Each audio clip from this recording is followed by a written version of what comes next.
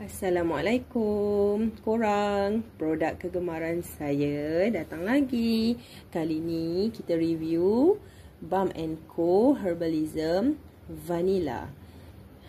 Ini baunya lembut, creamy, manis tapi bukan jenis bau gula-gula.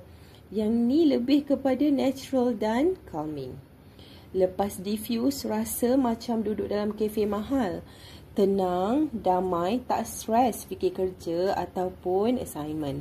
Specialnya minyak vanila ni bukan setakat wangi untuk sedap di hidung, tapi vanila ni terkenal untuk bantu regulate menstruation.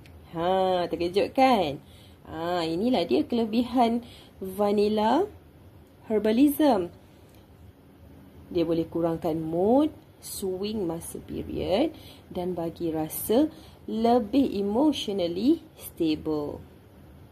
Sapu sikit dekat pergelangan tangan atau diffuse dalam bilik, badan rasa lebih relax. Cramp pun kurang menggigit. Dia ada efek tranquilizing juga, buat minda tenang dan tidur lebih lena.